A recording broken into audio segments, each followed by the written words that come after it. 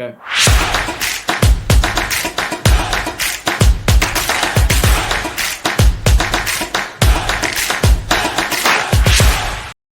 Welcome back to the Scarlet Faithful podcast, and happy to have David Anderson back on the pod. Been a long time talking some football. We're about more than halfway through spring practice. Been wanting to get together for a couple weeks now. We both have life, work, young kids, some obstacles along the way, but we're here and wanted to really get into things with football right now. Spring game less than 2 weeks away.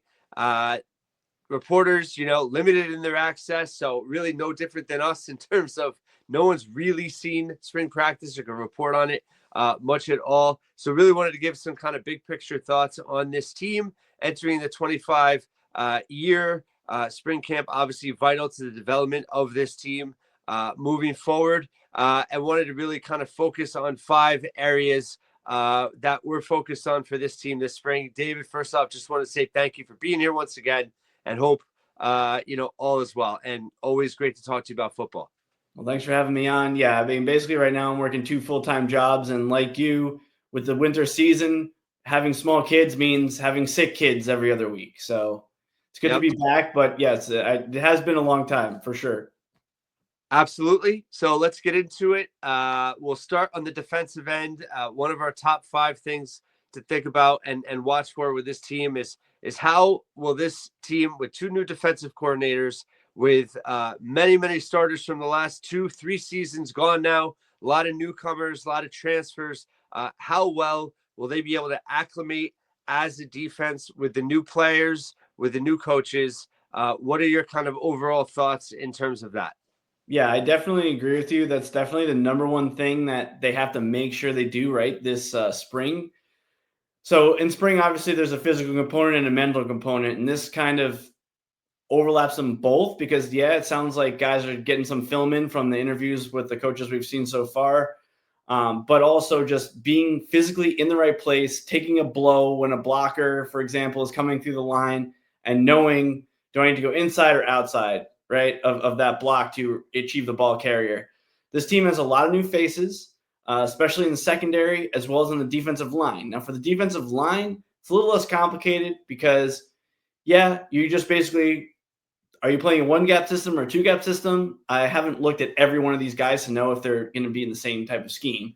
But, filling those run gaps is something that, knowing where they need to be, like, we really need the coaching staff to do a good job of assessing where they are with that. And having potentially all new starters on the defensive line sounds good in theory, but just like we saw from the basketball team last year, there can be chemistry issues with that. And hopefully the staff can figure that out for that front of the defense. Back to defense, similar, right? I mean, a couple new safeties, corners. You could have 4 new starters in the defensive backfield, or 5, depending on if you count Kaj Sanders as a starter last year because he was kind of like a part-time starter. I guess he probably started more than half the games, but still, that's only one guy.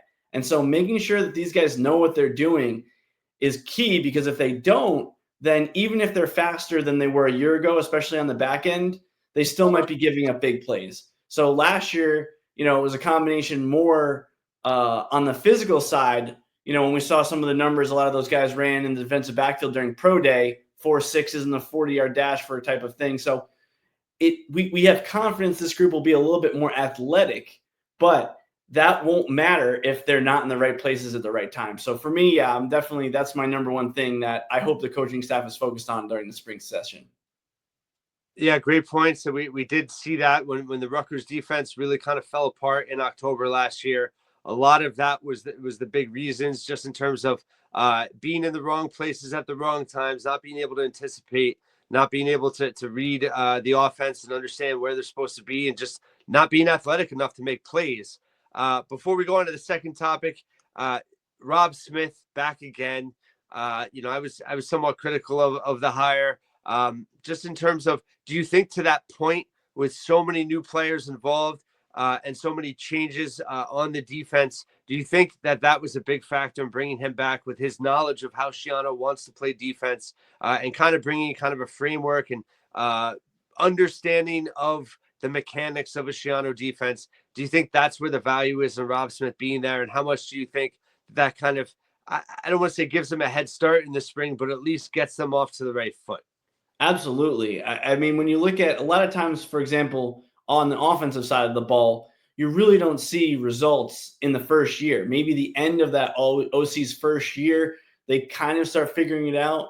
But Rob Smith, if there's, the best thing about the hire is that he has proven at many different stops that he's been able to coach the fundamentals of the defense in that first year faster than you would expect. The knock on him is what happens after that. But what this team needs is this is the reset year on defense. Hopefully, it's not the reset year for the entire team, the entire program, but this is the reset year on defense. Even if you do get Toure back, another year of development for Jabome, and you got some other guys like that. But I mean, if you're talking about like accentuating someone's strengths, I mean, this is the situation that Rob Smith does his best. And so I think that if he wasn't there, Schiano might have to spend more of his time not fundraising, not being a general manager, but actually teaching defensive fundamentals like you would see Bill Belichick doing in like an NFL, a lot of times at the combine or when they do those practices, you would see Bill Belichick literally showing guys how to hit a sled. And like Schiano doesn't have time for that. And the college today, like that's not his time. So he needed to find somebody who he would trust to at least do those basic things. And I think that's really the number one thing Rob Smith brings to the table. As again, even if the scheme is basically the same, there's so many new faces that it's going to come down to the coaches trying to show them the way, because they're only going to get so much help from their current players who have been in the system for a few years. So yes, I mean, I think I was lukewarm on the hire, but much like we talked about with Schiano, if we knew how college football would change over the last 5 years, so be it. And I think the more we see how much turnover there is on this defensive side of the ball, which again, there could even be more turnover before spring turns into summer, turns into the season. Yeah, I mean, I think that's the logic there. Yeah, I think so too. I think it makes sense. Going back to last year, some of the struggles we saw with the defense was not adjusting quick enough in terms of what was working, what wasn't working, being able to adapt to personnel. Obviously, injuries were a big part of that. And it really wasn't until after that 4-game losing streak in the bye week that they figured things out and were much better in November as a defense. With Rob Smith now and Sparber and now this new defense, how important, how much of a focus, I guess our number 2 point, right, is our questions of how are they going to establish their strategy. We know that the schemes are the schemes, but just in terms of how quickly are they going to be able to identify the personnel they have, the strengths they have, how quickly they can be understand how effective they're going to be in certain situations. What I guess are you looking for from a fan perspective in terms of where those answers can come from? Yeah, I mean, I think that the key thing, like you were talking about last year, was it took them too long to realize they weren't getting pressure with 4 guys. And yeah, part of that was injuries, and you don't always know how the other guys in your 2 deep are going to react. But they need to figure out a lot quicker in a season like this where there's not as many games that you're going to be on equal footing, either from a talent perspective or just an overall team perspective.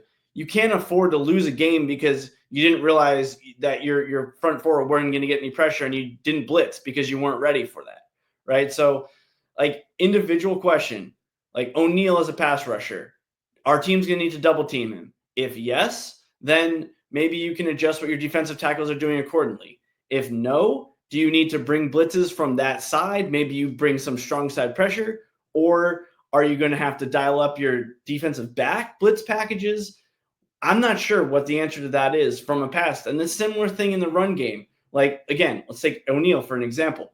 Is he a 3-down lineman in the Big Ten? Or is he going to be more effective on more of a timeshare where he's playing in more pass-heavy situations, like late in a first half 2-minute drill, or if you're facing a team that does a lot of passing and he doesn't have to set himself in the run as much?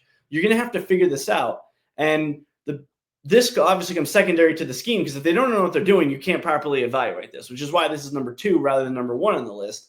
But again, crossing sports a little bit, we can't run into a situation like the basketball team did last year where they may not have been able to get a good beat on how strong their offense or defense was because the other unit was maybe a little bit weaker. And so they're going to have to do a really, really good job of self-scouting. Now, that doesn't necessarily mean there's going to be time to go get another guy in the portal, but figuring out how you're going to deploy the existing guys like Walker. Do they have to use him and O'Neal as like a pass rush package, but Jordan Thompson is playing just first and second down, and then you try to get him out of there, right? And then there's all these types of little nuances that they're going to have to figure out what works best for this group. But accurate self-scouting about how many guys you're going to need in the box to stop the run or how many guys you're going to need to get a pass rush is you got to be able to figure that out honestly, be honest with yourself now, or else it's going to come back to bite you in the fall. And I'm not saying they didn't try last year. I think they were just caught off a little bit by the speed of some of their opponents and how their opponents just gave no regard. Like USC, even when they had a lead, they just kept chucking the ball, right? Yeah. And so having an honest assessment of that is going to be really, really critical to this team. And that's why I would put it as my second key for what the coaching staff needs to do this spring. Yeah, great points. I think part of last year too was that because they had so many returning guys that were more effective in certain spots the year before, they kept waiting for it to happen again. And it just never actually happened again. And I think that is the advantage to this year, although there's a lot more unknowns and unprovenness in the personnel. There's also that flexibility in terms of being able to kind of mix and match a little bit more. And I think, fresh eyes, fresh perspective with the coaching staff that's there will help that as well. Any final thoughts on defense before we shift to the other side of the ball? Yeah, I mean, the last thing I'll say about it, and we probably should have harped on this more, but I think if for fans who have been fans this long, but if you remember the first Chris Ash season, the offense completely was dependent on Janarian Grant. So once Janarian Grant went down, they had no other recourse. And it wasn't the exact same, and it happened before the season, but losing Mo Toure on defense last year, you can't replace him with an individual player. You had to come up with. It's not like you can just plug Dariel Jabomi in there and be like, all right, you're Toure now. No, that's not how this works. They have to have a little bit more of a contingency plan, or at least a different approach to that. Sometimes can caught a team off guard. Like I think one of the reasons they won that Minnesota game was Minnesota didn't know what to expect coming off that bye, and Rutgers had a lot of success defensively doing that. So hopefully they can, be a little bit more prepared for those sort of scenarios that might come up this year than unfortunately they were last year. Yeah, and David, I would say that, there were a lot of people that said, linebacker depth is the strength of this team. And you and I were both like, I don't know, without Toure, this is really going to be dicey. And I think it changed the whole dynamics of the defense, and we saw the results of that. So it's going to be interesting to see with him back now, with different personnel around him. How are they going to be able? Are they going to utilize him the same way that he was used in the past? Are they going to mix it up? Is it, maybe coming off the injury? Maybe they have, maybe his skill set is best utilized a little differently. We don't know. We'll see. There's a lot more to come. But I think also my last point is I think you really have to hope, and we'll talk about this more, but the spring game is effective in terms of playing as many guys as you can, really trying to get that self-scouting in that spring game, because I think it does them a disservice if they don't, because there's so many question marks on defense this year. Let's move to offense. And speaking of which, obviously Kyle Monangai is gone. A big question mark now, not just the run game in general, but, Demir Miller's gone. You have Holland Pierce at tackle, which we'll get to offensive line in a minute. But overall, playmaking, we saw more of that on offense last season. Rutgers, to take the next step as an offense in Kirk Shiraka's third year, needs more of them and needs more dynamic playmakers. What do you see there in terms of the personnel they have on offense? Obviously, a lot of guys back, but some intriguing newcomers as well. Yeah, I think we've talked about how fitting pieces in the puzzle, and Shiraka talked a little bit about this during his press conference. You have more guys that are individually specialized. So that's good because you feel a little bit more comfortable rotating people. You don't necessarily feel like you have to keep Demir Miller out there for every down and then him getting winded like he did against USC type of thing, right? That's the positive. But the flip side to that is, what's the pecking order for go-to guy on offense? Last year, it was clear. Kyle Monangai is your go-to guy number one. Dymere Miller was your go-to guy number two. Kenny Fletcher was a go-to guy in certain situations before he was injured. Like, he made that nice reception on the fourth down against Nebraska. But as the season went on, that kind of shifted partially out of necessity, partially because, pick your poison from your opponents, to an Ian Strong or a KJ Duff. I do think Ian Strong was not ready for that early last year. He had a couple of concentration drops, but as the season went on, I don't remember those happening. Yeah. Like, it felt like in that Michigan State game, they wanted to pound the rock because it was, bad weather conditions, but they were throwing the ball in situations I've never seen a Greg Schiano team throw the ball in before.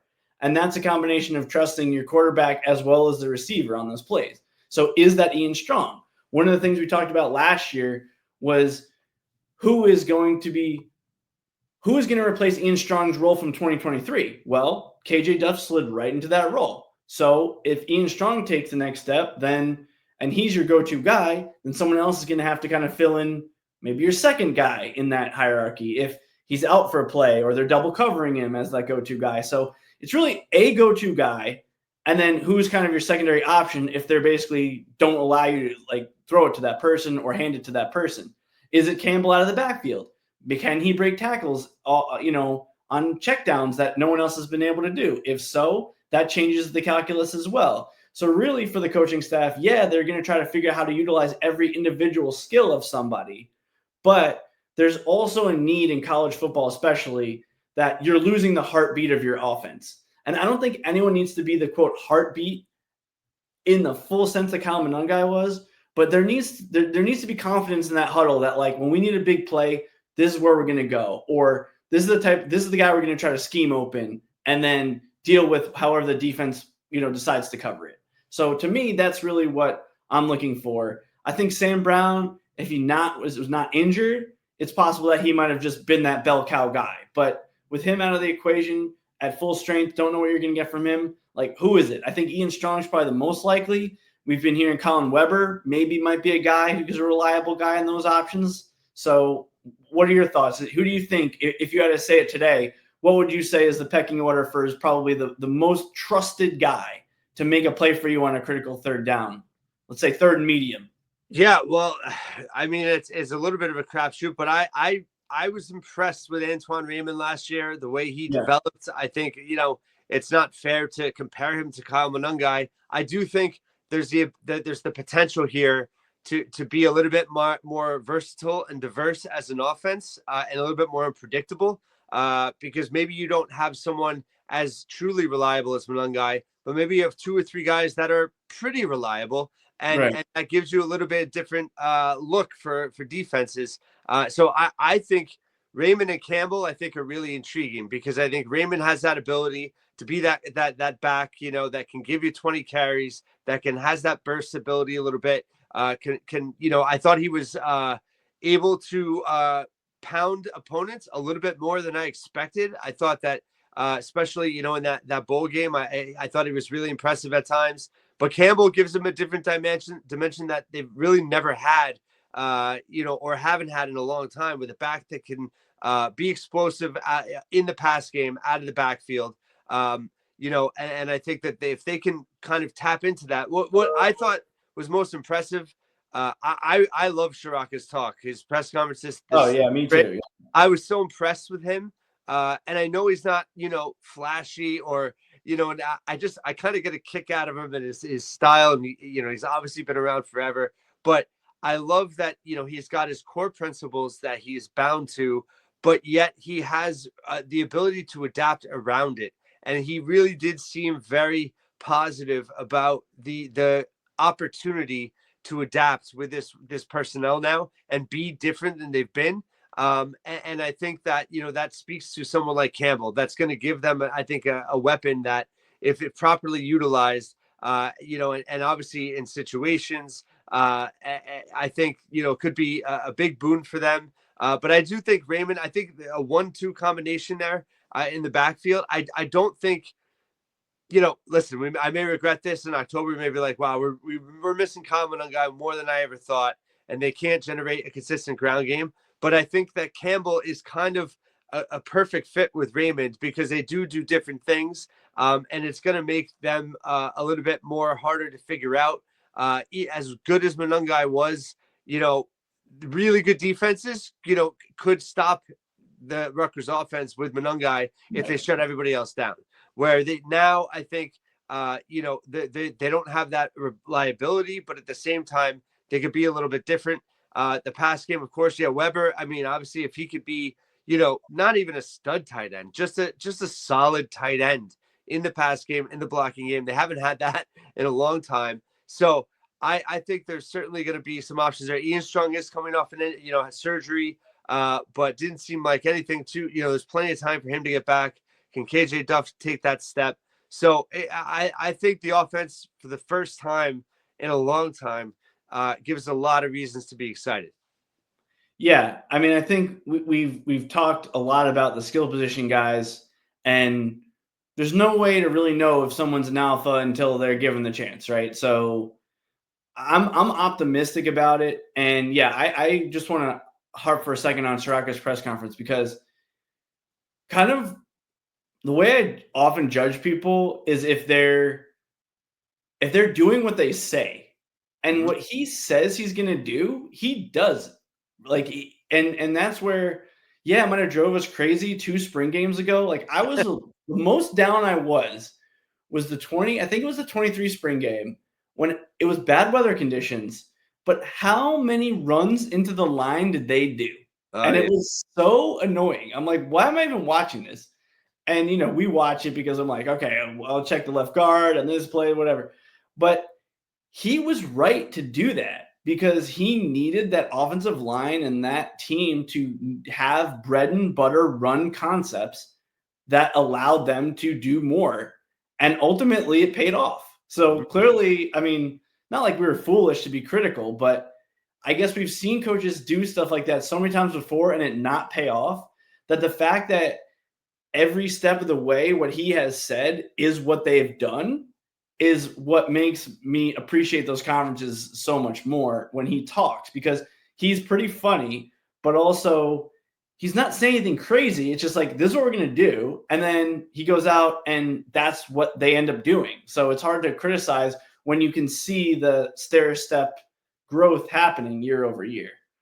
Yeah, well said. And I think it was obvious how comfortable he is with Callie Commandus, a quarterback now, and just kind of the repetition that they have as a unit. But meaning Shiraka with Callie Commandus, and they're really in step now. And I do think it's really exciting to see what kind of extra layers and elements that they can add to this offense now. Obviously year 3. Guys being in that system for a while now. Obviously, there's some newcomers as well, but I feel like Shiraka has that. He didn't really hide from it. He didn't commit to anything, but he said, it's kind of one of those things that just will organically grow. And they'll tell him, in a way, when they're ready for more based on how they're handling what he's giving them. I just love this honesty, and I just thought, it was very simple. But he really gave, I felt like, a lot of confidence that, okay, the right guy is running the offense. And I think from a Schiano perspective, I think his personality and just his approach gives Schiano kind of his own kind of comfort level with Shiraka and confidence in him in what he's doing. So let's go to the 4th point, which is obviously going to help dictate a lot of what they can do and what more they can do. And that's the depth of the offensive line. Yeah, I mean, I think Coach Flaherty said this in his press conference, which is basically, we do have 5 guys who have played and started Big Ten games, to paraphrase, basically, that we've won, right? And to come in with a season with 5 guys who have started Big Ten games that you've won, I mean, that's at minimum where you want to be if you're going to try to compete and even be in the middle of the pack, right? So Tyler Needham coming off an injury, but we did see him, so we have a little more confidence there. Brian Felter coming off an injury, so that's a tough one.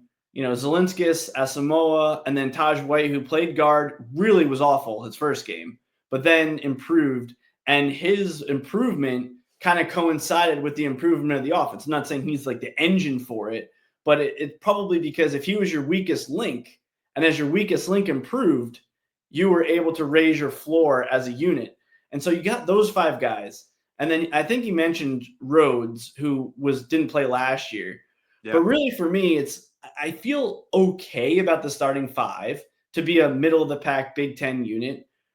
But if 1 or 2 of those guys goes down, like they were able to weather the storm the last 2 years. I mean, 2 years ago, it's questionable because they did go on a 4-game losing streak, but they weren't losing all those games just because of their offensive line depth.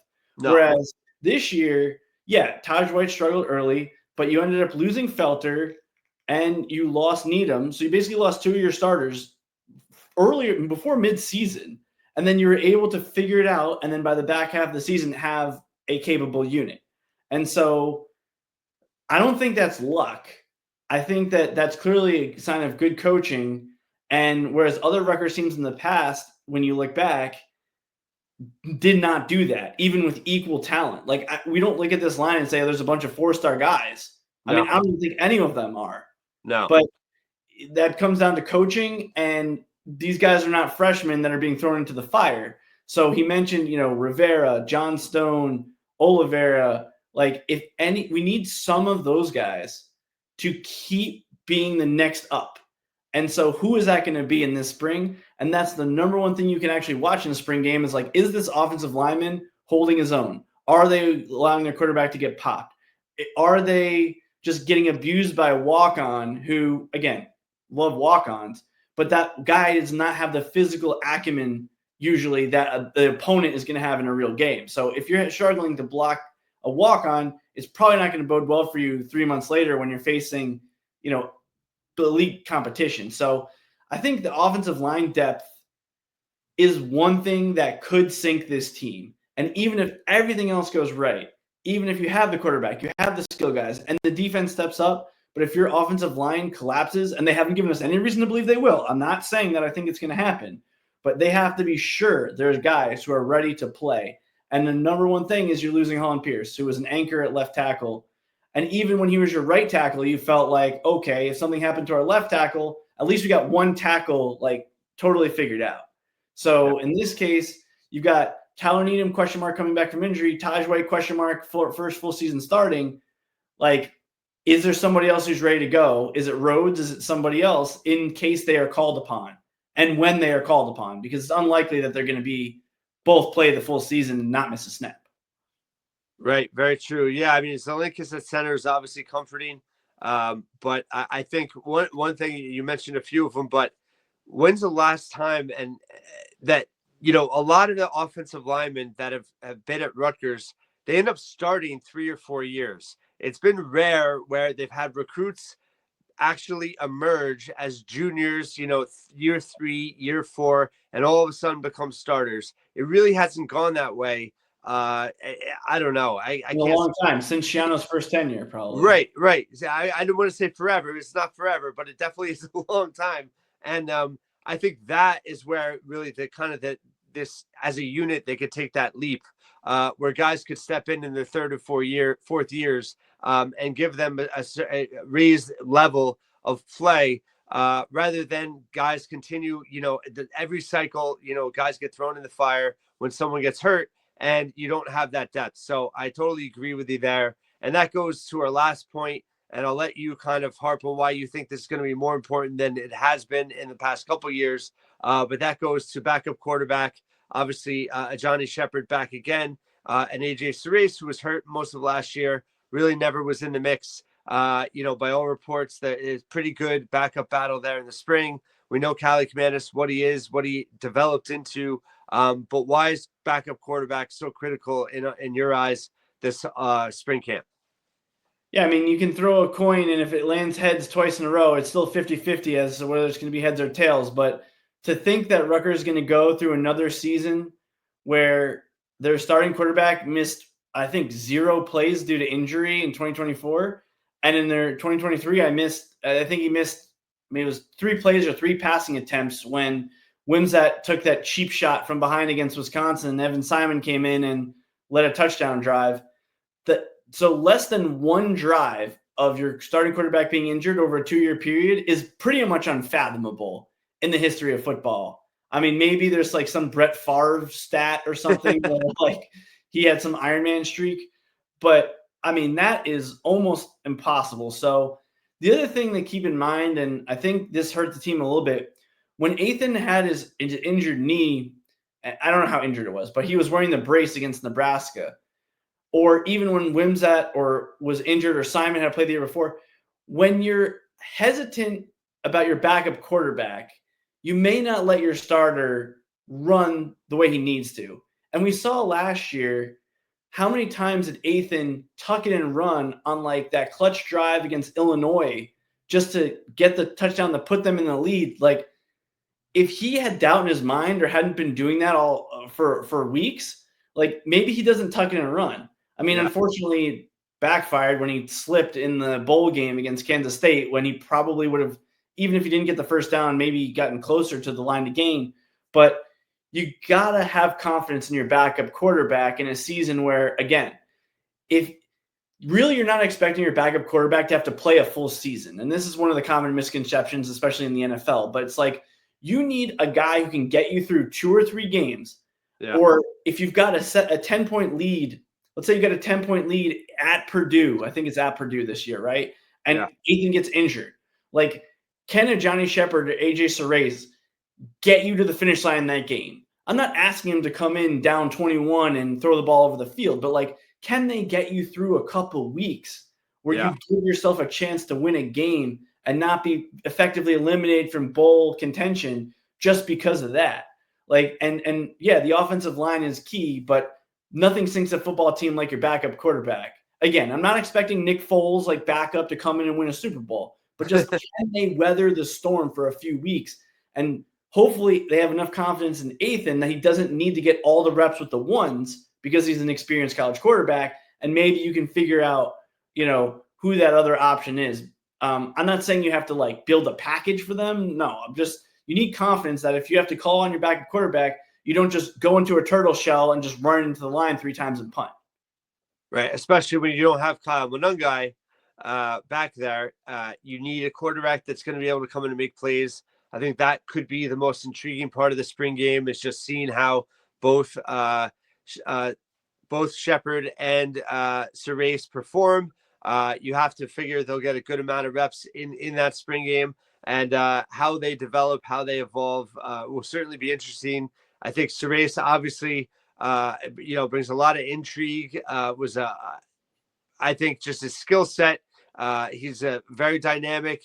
Shepard has, to his credit, bought into the system under Shiraka. I mean, you could argue he knows Shiraka's system better than anyone other than Kalik Manis. So with an opportunity, could he step up? So it's going to be really interesting to see. Let's just go to kind of final closing points, and I'll kind of pitch it back to you. And we've talked about this offline, but for me, the biggest kind of, I'd say, takeaway for this team so far is how I view things is that ultimately the dynamics have changed where the defense really, I think, will define the floor of this team next season, and the offense could actually define the ceiling. How Shiano handles that in terms of how he manages the game, how he manages both sides of the ball, how he manages that type of mentality, if in which they do embrace that. For me, that's where I think is so exciting and different about this team, is that really the offense, this is going to be, I think they can win games 35-31 next season, when in the past we never thought that. And if they fell behind 2 touchdowns, they couldn't do it. Where this year, I think their ability to move the football, score the football, is more confidence at this point versus stopping the football and what that defense can become. Not saying the defense won't end up being good, but I just think that for this team, the dynamics are different than they've been in a long time. Yeah, I think someone asked a question in the presser about like, does this remind you of 2007, which he brushed off, but that was the year Rutgers had a 3,000-yard passer, 2 1,000-yard receivers, and a 2,000-yard rusher, and they still underachieved. So I think he's smart enough to know that's what the question was. Yeah. Which is like, yeah, you had a high-powered offense, and it resulted in a lot of yards, and you still didn't necessarily reach your potential as a team. But that was a year where they kind of came into it like last year with the defense, where they're like, all right, we have so many pieces back, and then it just didn't. The defense was not the same that it was in 2006, which is hard for any defense to be that good.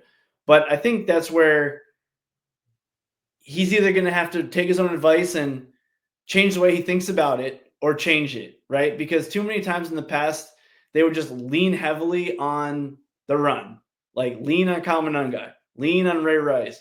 And his seasons when he's had success, I mean, you had All-American tight end in Clark Harris, and you had an All-American fullback in Brian Leonard, and yet you still just fed Ray Rice like 40 times a game.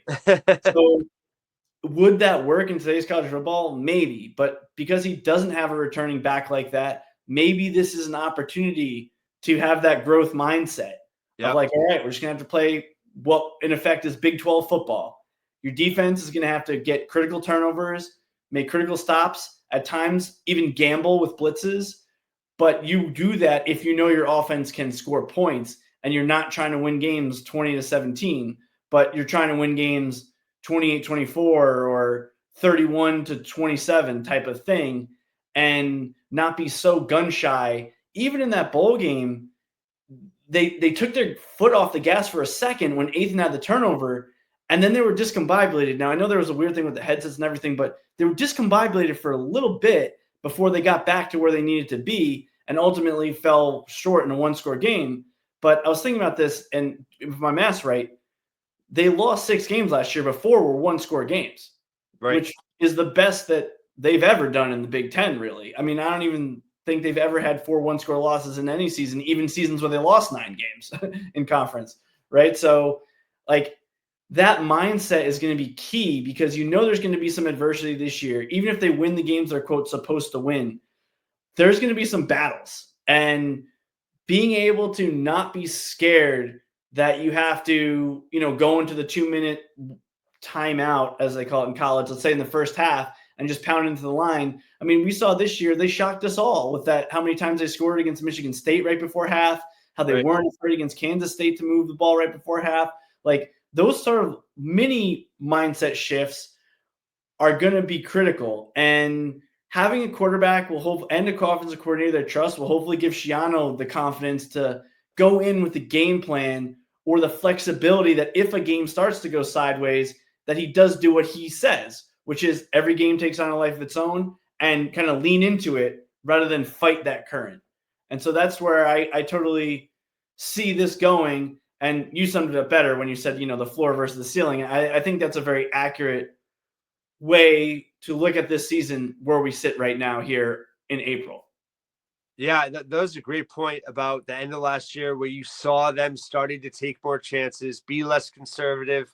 And again, I think the confidence that Schiano has in Shiraka, that's what's so exciting about year 3 now. And I think they can take more chances. And I think let's be realistic, right? I mean, the schedule is so much harder this year. And if they're ever going to get a ranked win again, right? The longest drought in the country. You don't do that by trying to win 14-10.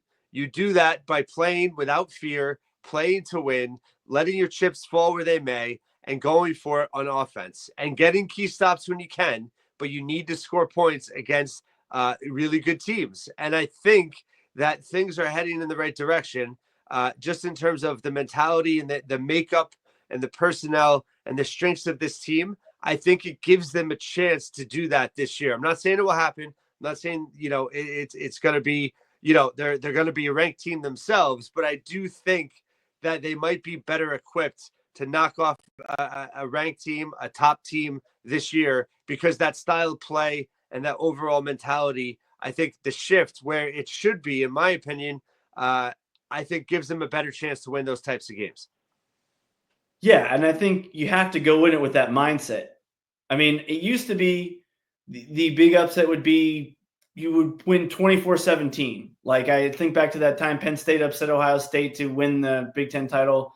Like, that was what it was. Now, you're not going to keep an Ohio State or a Penn State to 17 points. I'm sorry.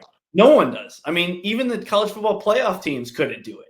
Yeah. So, but now those are like, if you look around the college football landscape, those are games that you win like 31-28. Yep. Or even look at the Illinois game last year. They were a bad decision away from winning that game 31-30.